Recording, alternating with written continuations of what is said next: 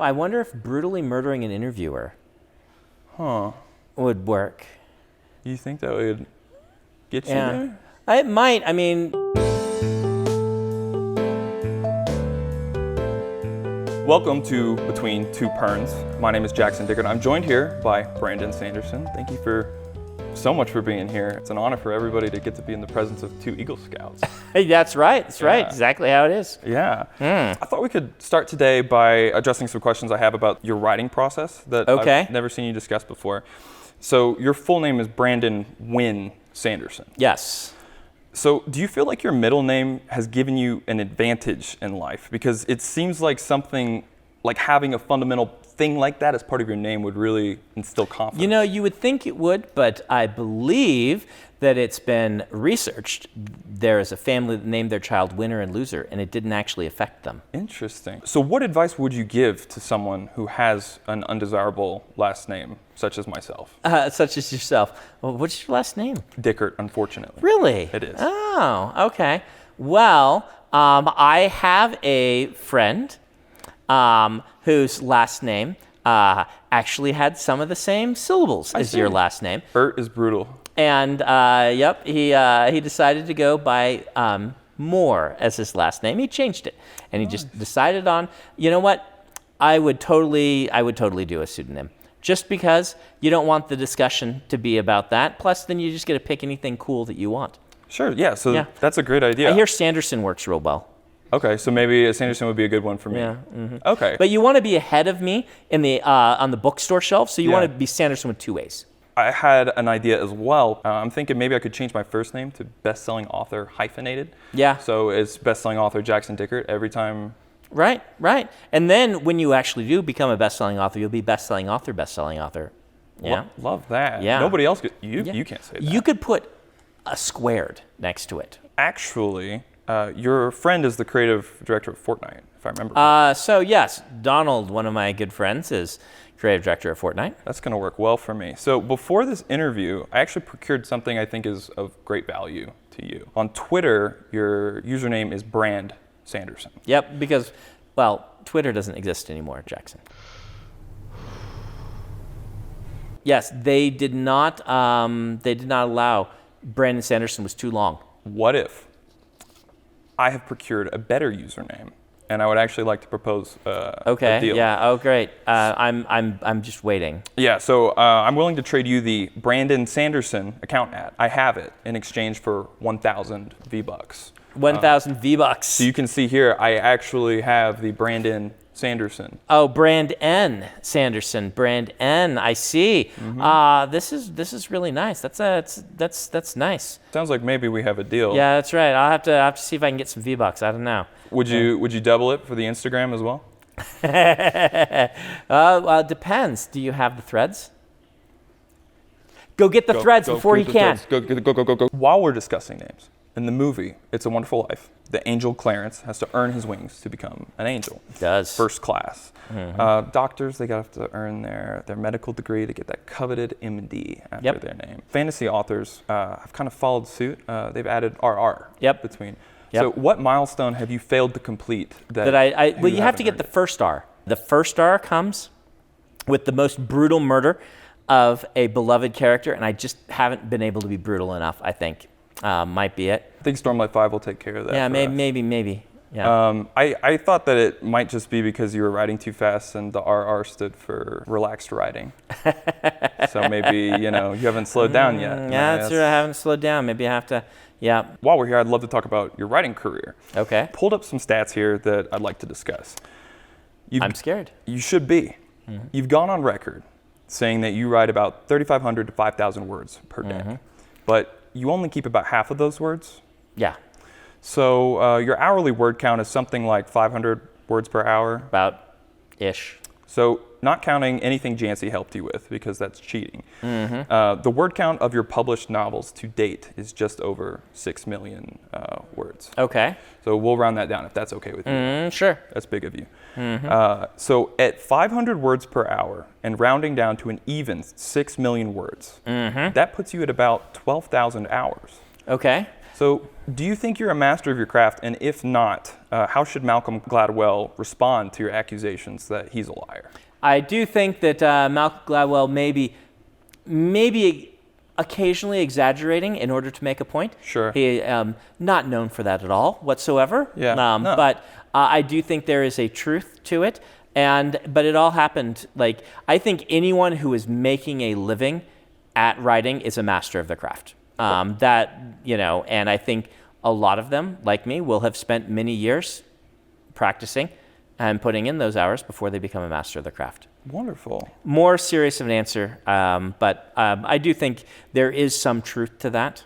I don't know if 10,000 hours is it exactly, but I did write a bunch of novels before I broke in. Okay, but you still only write 500 words an hour. I rarely have been any faster than that. Okay, well, I hope you kind of enjoy this ride while it lasts. There's a lot of talk about AI these days, as we know, but some court stenographers are actually getting up to 360 words per minute. Yep. So the day they decide to write fantasy novels, I'm thinking you might be out of a job. Yeah. Do you feel threatened by court stenographers? We don't actually have to be threatened because we got a whole deal going on. There's some behind the scenes sort of hush money being paid to the Stenographers Guild. Whenever we get in a jam and we need, writing, we don't know what to do and we need just like a little extra side thing put in, we go to the court stenographers and they just turn something in for us. So I saw the video on your YouTube channel where we kind of got a peek behind the curtain at your writing process. And I was so shocked to see how many keyboards you broke due to your high word counts and speed that you can write. Yeah, that documentary piece about my life. Yes, it was incredible. I was in awe. I couldn't help but admire your form and technique while you were writing. And writing tools are becoming more and more popular these days. So I was wondering really quick if you could help me decide which writing tool I should buy to help me become a faster writer. We've got finger weights. Finger weights, okay, very nice. We've got some more finger weights. More finger weights, yep. We've got these things that look like they do a lot, but just based on the marketing alone. Yeah. I think you're going the wrong way, but let's see. Okay, yeah. That's why I've got you here. I've got you here. We've got these. It looks kind of right from a distance. Okay. This is my favorite so far. Yeah. To get the precision down on the keyboard, we've got the boxing gloves. Yeah, okay. For balance, we've got the Back to the Future hoverboard. Hoverboard, okay. And and then we've got Twister. Twister. To kind of contort. Sometimes it's hard to stretch that pinky. I think you need to tie a balloon to each finger to make your fingers lighter on the keyboard, not heavier, so that you can indeed someday aspire to write as many words as I have done. Thank you, sir. Thank you so much. That's the writing tool that is most relevant. I've done a little bit of research, and despite what many seem to think, you actually aren't the most prolific writer out there. One of the top contenders has got to be Corinne Tolato. She has published 4,000 works, primarily romance, which, assuming she started from the moment she was born, means she published an average of 64 works per year over her entire life. Yep.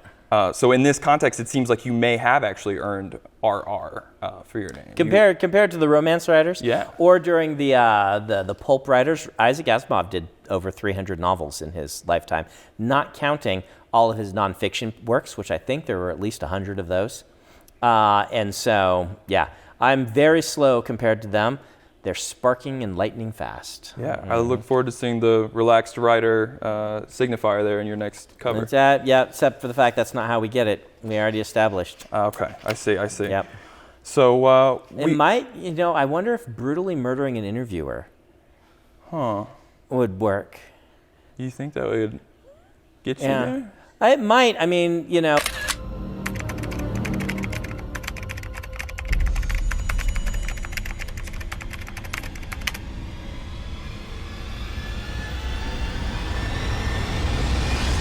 might. It's for fictional characters, but I think interviewers might just kind of almost count. I know some sweet interviewers. It doesn't seem. Yeah. I know some sweet fictional characters. Oh no. Okay, let's go ahead. Let's move on. Okay. I don't need the RR yet. Yeah. I don't think so. Yeah. I think no. I actually have a screenshot here from her Wikipedia, and I didn't doctor this Corintolato. Next to her gender here, you can see it actually says romance novel. Oh yeah. So I'm wondering, once you write 4,000 works, do you think you will also ascend to become a fantasy novel? I might, yeah, someday.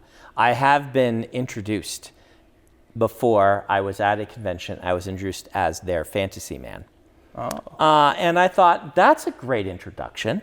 I will take being introduced as someone's fantasy man. But then that made me wonder if I might be fictional.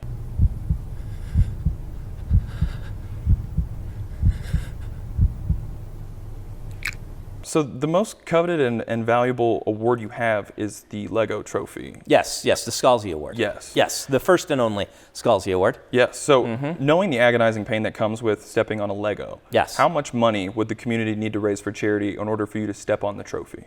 Barefoot. Step on the trophy barefoot? I mean, this depends. I think they would need to get John to join me because I wouldn't want to besmirch his name or his award by stepping on it. So we'd have to be both of us. And at that point, it probably wouldn't take that much because then I get to hang out with my friend John. There you go. Okay, wonderful. Not that much. Yeah. All right. We'll have to raise not that much. That's a surprise tool that can help us later. I was wondering, have you ever seen videos from the YouTuber Mr. Beast? I have seen videos from Mr. Beast. I have children. Have you seen the series of videos he does where he locks someone in a room for as many days as they can stand without much to entertain? So the only one that I've seen is he locks someone in a house that he moved into a middle of a field. My kids were watching that the other day. Yeah. And they're like, you have to stay in this house for 3 months.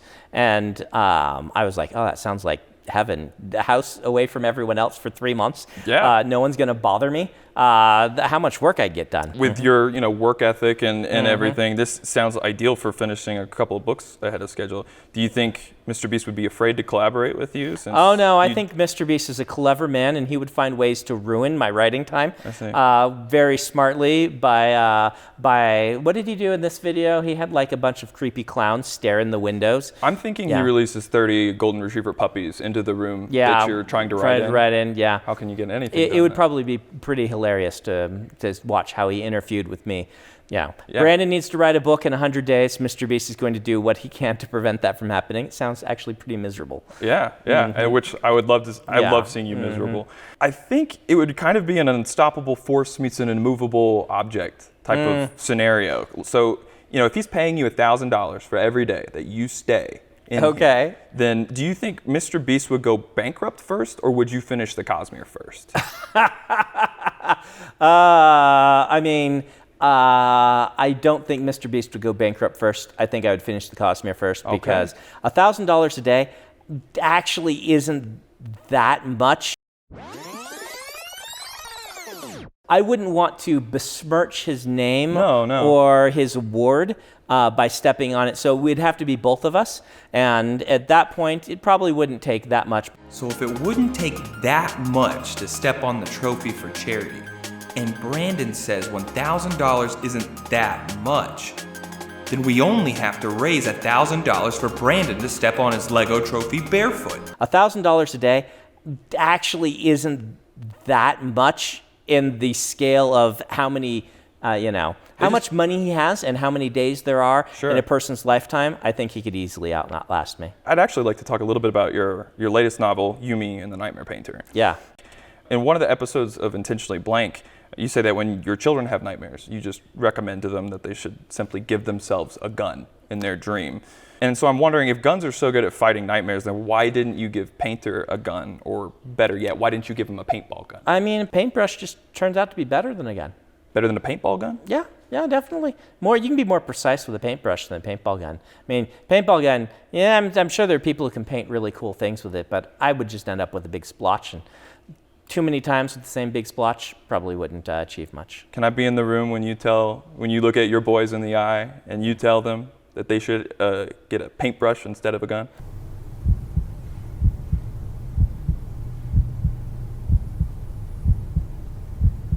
fight the nightmare? I think that you don't know my boys. I think they would totally be fine with this. Okay, that's great. And so then before I ask this question, I want to make it clear that in the contract you signed before this interview, the fine print did say that you cannot RAFO this question. I can't raffle this question. I should have paid better attention. You should have.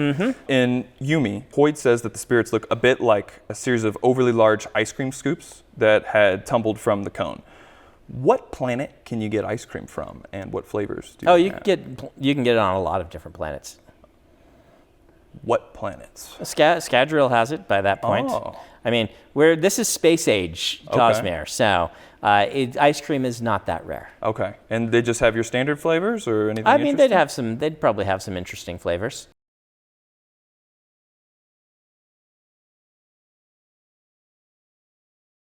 This book is the first time I've read one of your books and suspected that you might be getting a little bit lazy with your stories. Okay. For instance, the Shodel are 4 armed aliens that we haven't gotten to see much of so far. Looking at them, they're a pretty blatant ripoff, I'd say, of the Pokemon Machamp. No. Machamp is a pretty blatant ripoff of Princess of Mars. Oh, I see. And I'm also a blatant ripoff of Princess of Mars, obviously. Yeah, so there's a lot of other cosmic creatures too, though. Yep. You got all from Princess of Mars. Yeah. All of them. All of them. Yeah. Okay. So are there any Pokemon that you plan on ripping off? Only the ones that they ripped off from Princess of Mars. Perfect. That answers the question perfectly. Yeah. Along these same veins, it's obvious to me the more that I read the Cosmere books that you're doing your best to take every half-decent magic system idea possible. Yeah, I'm gonna leave the world bereft. Yeah. I mean, you've got color-based, soul-based, physics-based, metal-based, fairy-based, and then in Yumi, you've hit a new low by making rock stacking into a magic system. So is it true that the reason you write so fast is so that you're the first one to utilize these concepts to create a magic system so that any future aspiring authors are doomed to be deemed a copycat? I will send you to Wit's epilogue to The Way of Kings. And then I just want to make it clear here that I have dibs on both vitamins and hormones. So you can't do either of those for magic hormone-based magic system Yes. or vitamin-based magic system? They're copyrighted and everything, so don't make me send you a cease and desist. Do you know what a copyright is? No, I have no idea. Okay, because... I Googled it one time before this. Yeah, because you would want trademarks on those. Well, maybe I'll look into that. Yeah, or patents. You'd want patents on those. Can I hire you to make that? No, you could hire my people. I'll trade you vitamins. Oh, you'll trade me vitamins for a patent on hormones? Yeah. Okay. Now, which way you're spelling hormones? This is a test. Yeah. The regular way. Okay. Not the interesting way. No, All right. not the interesting way. Not the way that my last name would be spelled were it Yeah. hormones. Yeah. I'd like to pitch a novella for the Cosmere universe. Okay. You won't have time to write it, so could you just let me know if this is more or less how things would go? Okay. Yeah. So while I was reading, I realized that the character interaction that I want to see most of all, out of any characters in the Cosmere, is Lopin and Yumi.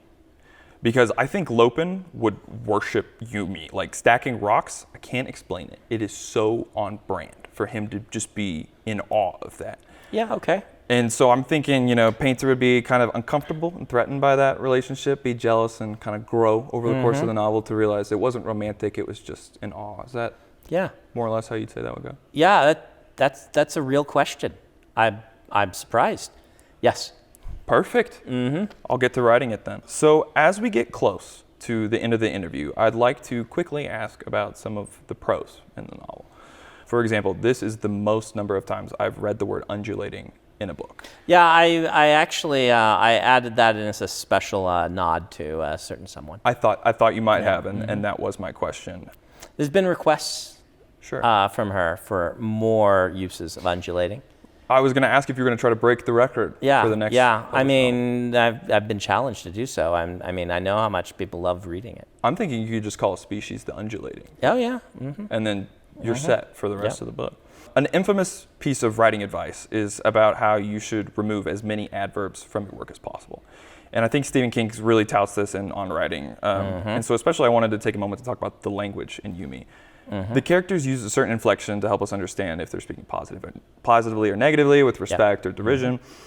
in the text it comes through as highly and lowly to help the reader understand. Yep. And so, I know we've kind of disagreed on whether or not you've earned the RR, but I'm thinking you have. And compared to authors like Corinne Tolato, and you've earned the RR in your name, do you feel like that you can just blatantly ignore all the stringent rules placed on writers for our own good? And furthermore, how dare you?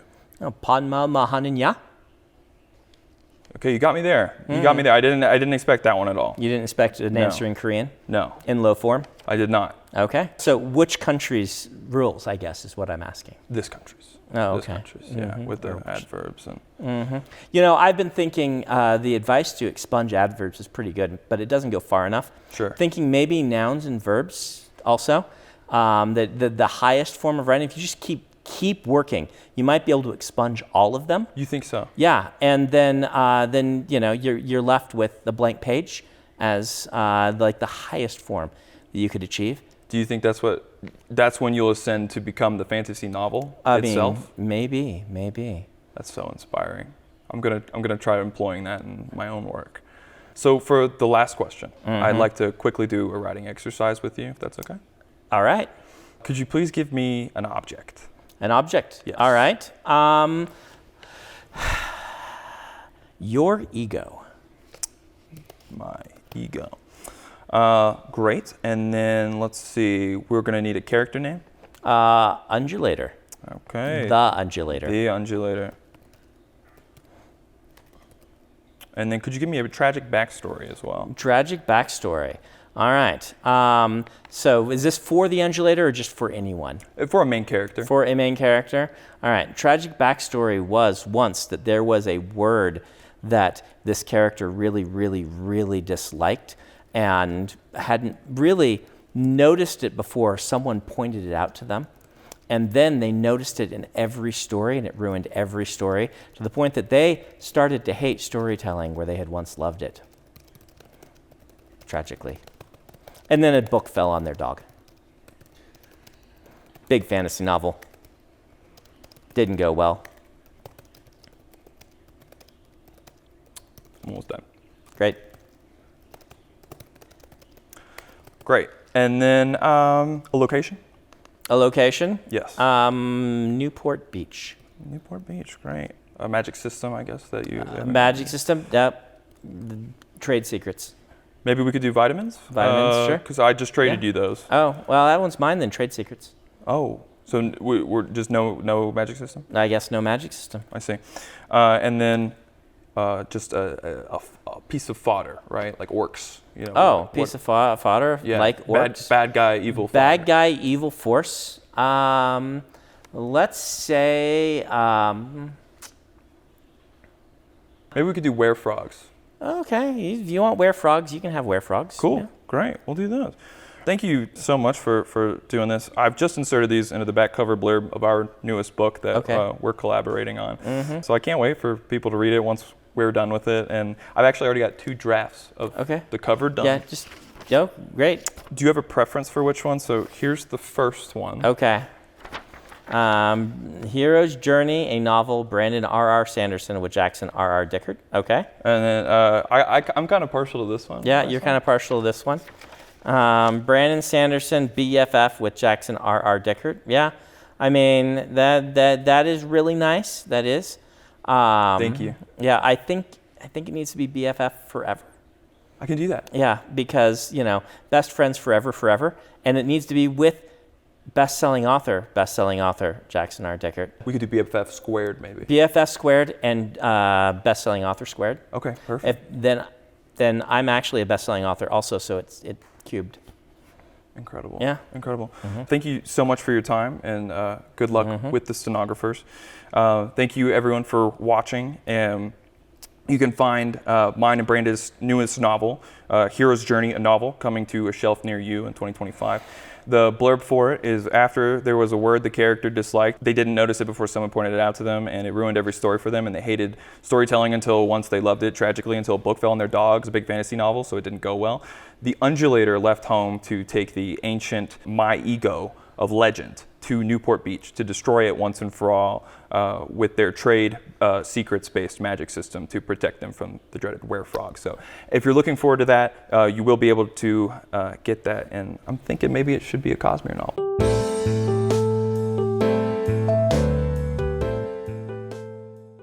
I thought Legends and Latte started off really strong. The book I'm itself. sorry.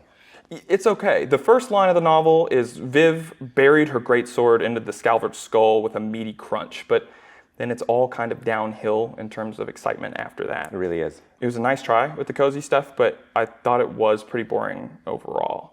So I'm going to offer you a list of things that I thought you could add to make the next book even more entertaining. I'm all ears. Okay. Number 1, guns.